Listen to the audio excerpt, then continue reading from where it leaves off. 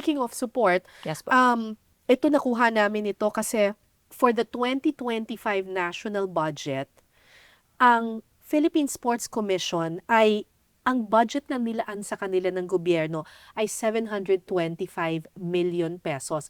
Sa unang pakinig, iisipin natin, wow, ang Yes. daming pera, 725 million. Pero ang totoo po niyan, noong last year po, the budget for the PSC was 1.1 billion pesos. So ang laki ng ibinaba Yes. from 1.1 billion pesos to 725 million. Pero it's really just a matter of priority, and Yes po. sadly dito sa bansa natin, hindi up there ang priority for sports. Ang dami pong magaling sa atin eh. Even 1.1 billion I think is really really small compared to how much other countries True. invest in their athletes. Totoo po yan.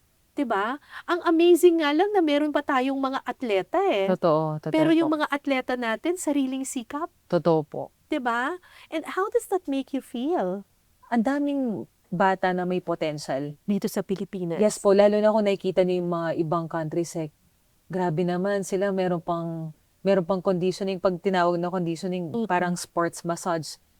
In short, parang pag nag-training siya ulit, 100% recovered. Yes, Or yes. parang merong injury prevention. Mm-mm. Kung pwede lang sanang may ganong support, ang daming pwedeng mag-gold na bata from Philippines na hindi lang nabibigyan ng opportunity. So, yun yung sad part.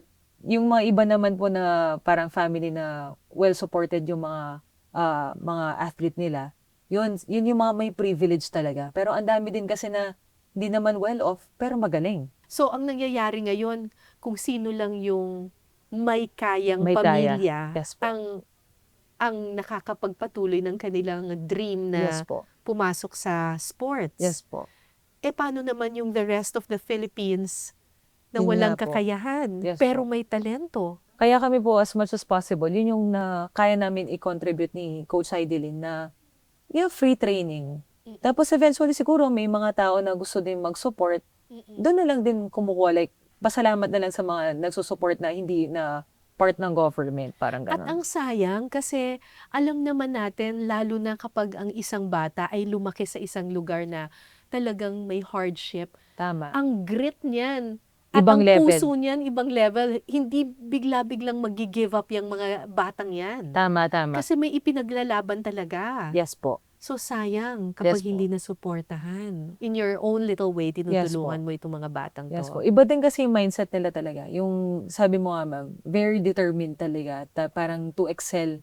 Kasi parang hindi nga nabibigay sa kanila yan. Tapos binigyan mo sila ng ganitong Yeah. opportunity. Parang wow na sa side nila. So iba din yung grit talaga na manalo. Kasi alam nila na hindi naman basta-basta nakakakuha ng ganun na parang access sa isang gym or sa isang training. Na tipong kailangan lang nila ng support para sa training nila para mag-excel. Kung sana nakikita nyo po yun, like marami tayong mapapadala na gold medalist pagdating ng Olympics.